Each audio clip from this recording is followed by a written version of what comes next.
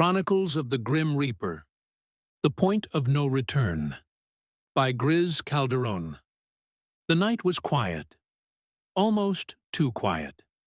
A stretch of trees framed the empty path, their branches clawing toward the sky like skeletal fingers. The only light came from a flickering street lamp near the edge of the park, its glow moving across the ground like something alive. The air was still, thick with a humidity that clung to the skin and muffled sound. Dan moved with purpose through the darkness, each step deliberate. The gravel crunched under his boots as he approached his target. A man walking alone, unaware of what stalked him from just beyond the sputtering light. Dan's hand tightened around the handle of the knife tucked in his coat, knuckles pale. His breath slowed. His mind narrowed. He was seconds from the act. And yet, he wasn't alone. The Grim Reaper had been there long before Dan arrived, silent and unseen beneath the veil of night. He stood among the trees, still as stone, his form cloaked in shadow, deeper than anything the darkness could provide. His hooded robe rippled without wind, its edges blending into the night. He held no blade, only a tall scythe, ancient, polished, its curve gleaming faintly with an otherworldly shimmer. Dan raised the knife, his eyes locked on his victim's back. He never saw it coming. A sharp pain gripped his chest, sudden and absolute. The knife slipped from his fingers and fell to the ground with a dull thud.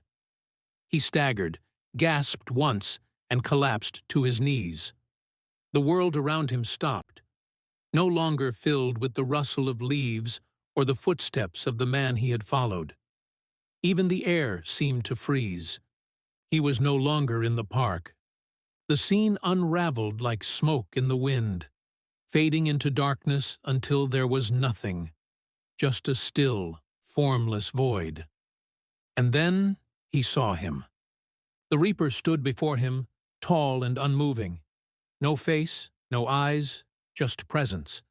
An ancient presence that saw everything without sight, felt everything without touch.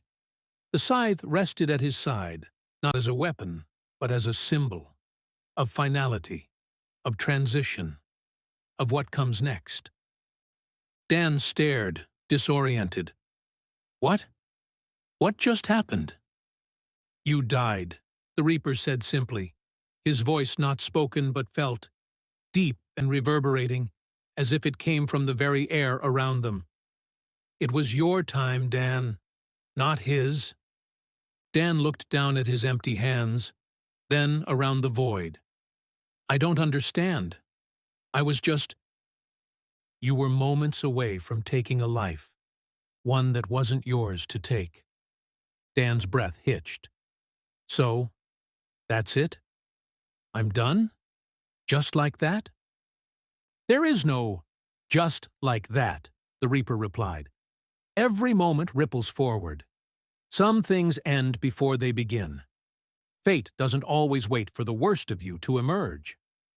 Dan clenched his fists, guilt creeping into his throat. He would have died tonight. The Reaper was silent, the weight of that truth needing no echo. I wasn't always like this, Dan muttered. But I made my choices. I kept making them.